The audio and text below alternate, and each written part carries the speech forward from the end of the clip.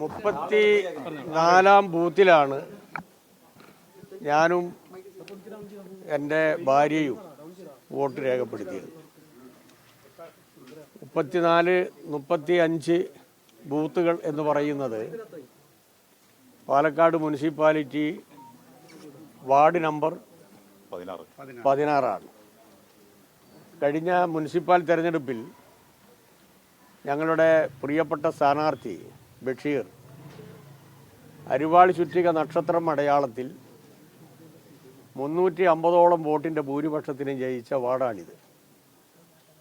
അരിവാൾ ചുറ്റിക നക്ഷത്രം അടയാളത്തിൽ ഏതാണ്ട് 70% കൂടുതൽ ന്യൂനപക്ഷങ്ങളുള്ള ഒരു പ്രദേശമാണിത്. ഇപ്രാവശ്യം നമ്മുടെ പ്രിയപ്പെട്ട സ്ഥാനാർത്ഥി ഡോക്ടർ സരിൻ അദ്ദേഹത്തിൻ്റെ തെരഞ്ഞെടുപ്പുമായി ബന്ധപ്പെട്ടുകൊണ്ട് ആവേശകരമായ പ്രവർത്തനമാണ് ഇവിടെ നടന്നത്. മുസ്ലിം ലീഗിൻ്റെ സംസ്ഥാന പ്രസിഡന്റ് അടക്കം വന്നൊരു സ്ഥലമാണ്.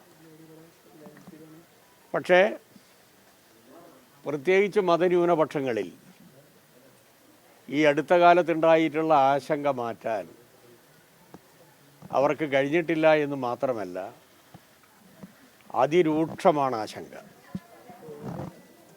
എങ്ങനെയാണ് കോൺഗ്രസും RSSും തമ്മിലുള്ള അവിശുദ്ധ കൂട്ടുകെട്ട് എന്നുള്ളതിൻ്റെ തെളിവ് ഇപ്പോൾ പ്രകടമാണ്.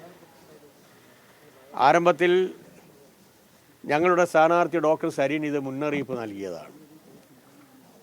ഈ അവസാന ഘട്ടത്തിലാണ് ഇവരുടെ ഈ അണിയറ രഹസ്യങ്ങൾ പുറത്തു വന്നത്.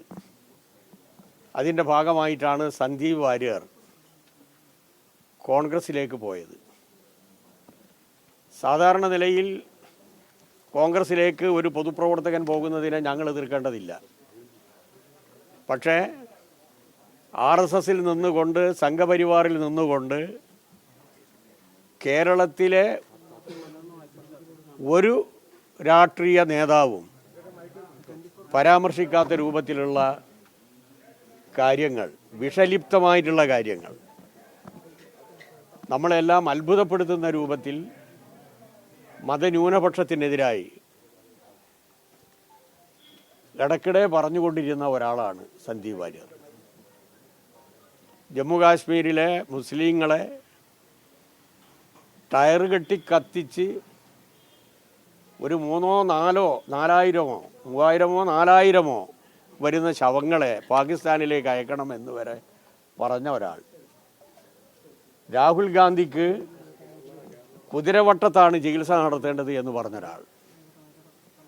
മഹാത്മാഗാന്ധിയെ ചെറിയ ഒരു വെടിവെച്ച് മരണപ്പെട്ടു പോയി എന്ന് പറഞ്ഞൊരാൾ. ഇത്രയും മ്ലേച്ഛമായ വാക്കുകൾ ഒരു പൊതുപ്രവർത്തകൻ്റെ ഭാഗത്തുണ്ടായിട്ടില്ല.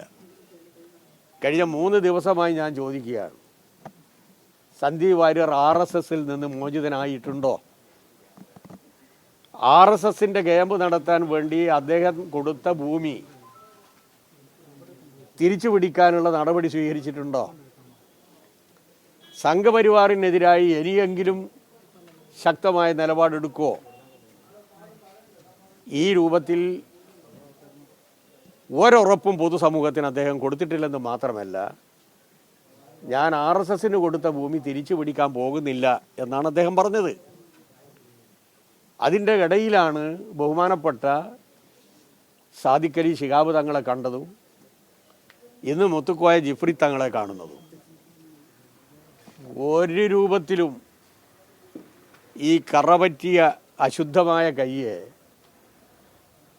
അറേബ്യയിലെ എല്ലാ സുഗന്ധദ്രവ്യങ്ങൾ കൊണ്ട് കഴുകിയാലും ഇല്ലാതാക്കാൻ കഴിയില്ല എന്നുള്ളതിൻ്റെ തെളിവാണ് മതന്യൂനപക്ഷങ്ങളിൽ, പ്രത്യേകിച്ച് ഞങ്ങൾക്കൊന്നും ഒരു സ്വാധീനവുമില്ലാത്ത സ്ഥലങ്ങളിൽ പോലും വളരെ വികാരവായ്പോട് കൂടിയിട്ടുള്ള സ്വീകാര്യത ഇടതുപക്ഷ ജനാധിപത്യ മുന്നണിക്ക് ലഭിക്കുന്നത്. ഇനിയെങ്കിലും കോൺഗ്രസിൻ്റെ നേതൃത്വവും മുസ്ലിം ലീഗിൻ്റെ നേതൃത്വവും പ്രഖ്യാപിക്കണം. അതായത് സന്ദീപ് വാര്യർ കോൺഗ്രസിൻ്റെ പ്രവർത്തകനാണ്, RSSുമായിട്ടുള്ള ബന്ധം അദ്ദേഹം വിച്ഛേദിച്ചിരിക്കുന്നു. കാലം ഇതുവരെയായി അദ്ദേഹം പറഞ്ഞ കാര്യങ്ങൾ ഹിന്ദുത്വ വർഗീയ ഫാസിസ്റ്റ് ആശയവുമായി ബന്ധപ്പെട്ടുകൊണ്ട് മതന്യൂനപക്ഷത്തിനെതിരായി അദ്ദേഹം നടത്തിയിട്ടുള്ള പരാമർശങ്ങൾ പിൻവലിച്ചിരിക്കുന്നു. ഇതെങ്കിലും പൊതുസമൂഹത്തോട് പറയണം. വലിയ തിരിച്ചടിയായിരിക്കും ഈ തെരഞ്ഞെടുപ്പിൽ രാഹുൽ മാങ്കൂട്ടത്തിന് ലഭിക്കാൻ പോകുന്നത്.